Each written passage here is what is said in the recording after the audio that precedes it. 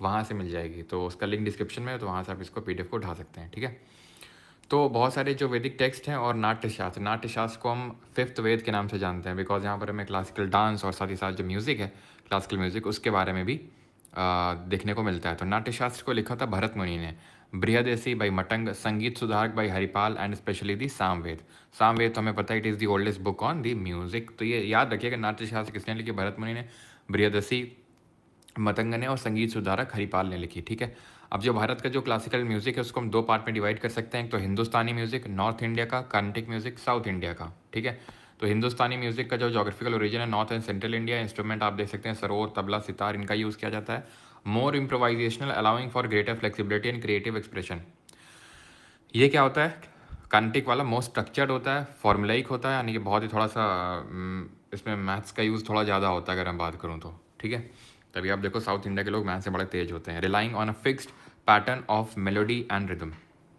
Instrument यहाँ use किए जाते हैं वायलिन, मृदंगम, घटम, ठीक है। इन सब इंस्ट्रूमेंट का यूज़ किया जाता है, ठीक है। और कहाँ का है ये? सदर्न स्टेट का है। बेसिक सी चीज़ है, आपको समझ में आ गई। हिंदुस्तानी म्यूजिक और कर्नाटिक म्यूजिक हम देखने वाले कर्नाटिक म्यूजिक, बिकॉज क्वेश्चन बनेगा कर्नाटिक म्यूजिक पे। ये वो संस्कृत टर्म कर्नाटक संगीतम से आता है, कर्नाटिक म्यूजिक। ये अंग्रेजों ने कर्नाटक का कार्नेटिक बना दिया, ठीक है। It is a classical music style from South India.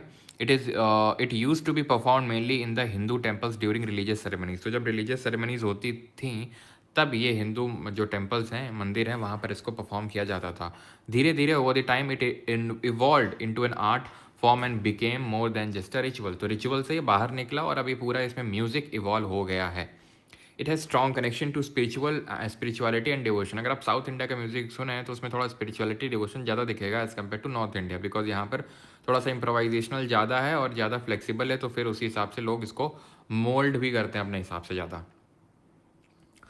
14 century से पहले, 14 सेंचुरी से पहले, दैट इज़ 1300 से पहले हम बोल सकते हैं, साल 1300 से पहले Indian classical music was relatively uniform था।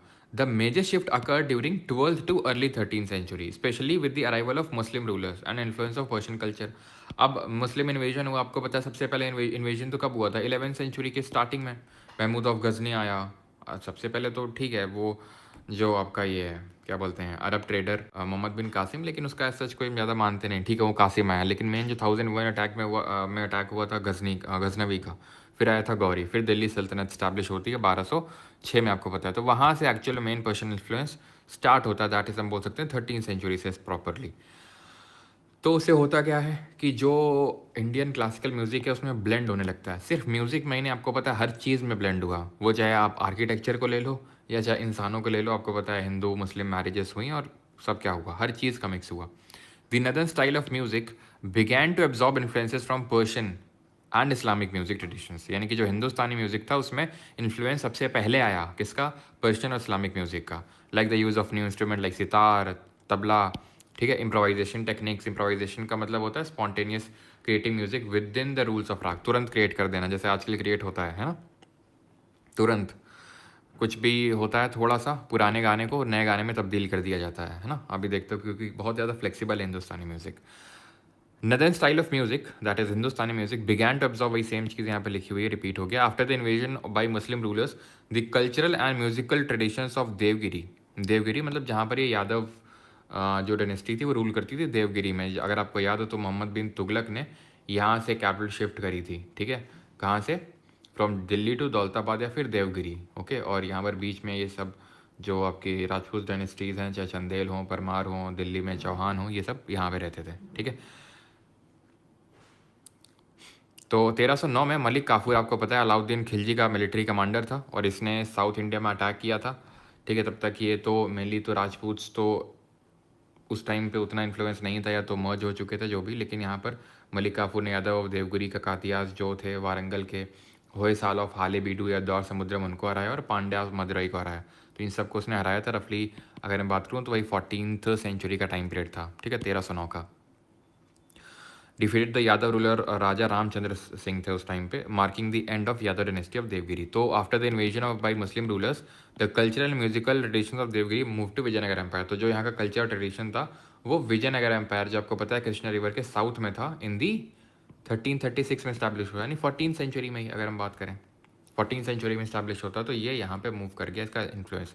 लेकिन अगर हम देखेंगे तो हिंदुस्तानी म्यूज़िक में जितना पर्शियन इन्फ्लुएंस आया due to invasion of Muslim rulers, उतना यहाँ नहीं है। क्यों नहीं है उसका भी सिंपल हिस्ट्री से लेना देना है, क्योंकि अगर आप देखें दिल्ली सल्तनत यहाँ तक कंसंट्रेटेड थी। वो मलिक काफूर तो सिर्फ लूटने गया था, ऐसा कुछ परमानेंट वहाँ पर सेटल तो हुआ नहीं कि परमानेंट वहाँ पर मुस्लिम ट्रेडिशन इस तरह से फॉलो लोग करने लग जाएंगे। और फिर इट वॉज इन दी मुग़ल सल्तनत, जब अकबर ने यहाँ पर साउथ में सबसे पहले स्टार्ट किया साउथ में जाना, फिर जहांगीर गया, शाहजहाँ गया, औरंगज़ेब ने फिर यहाँ पर पूरी तरह से बीजापुर, गोलकोंडा इनको 1686 1687 में एनेक्स किया था सबको। तब यहाँ पर आपको आप मान सकते हैं कि तब थोड़ा बहुत, और वैसे भी उतना ज़्यादा प्रॉपर इन्फ्लुएंस नहीं था। आपको पता है औरंगज़ेब के बाद तो मुगल डायनेस्टी पूरी ख़त्म ही हो गई, इसीलिए ये वाला जो पर्टिकुलर रीजन है यहाँ पर आपको उतना पर्शियन इन्फ्लुएंस म्यूज़िक में देखने को नहीं मिलेगा।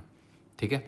Rulers of the Vijayanagara empire patronized Carnatic music helping it flourish during the period. तो उन्होंने पैटर्नाइज किया। अभी मेन चीज़ आई नहीं, अभी तो ये समझ लो माहौल बंद रहा है। ठीक है, जहाँ से मेन क्वेश्चन पूछेगा वो भी चीज़ें आने वाली हैं बस। Because of this flourishing in the Vijayanagara empire the classical music of south India became widely known as Carnatic music. क्योंकि कर्नाटक वाला रीजन था इसलिए, ठीक है, साउथ इंडिया का रीजन था।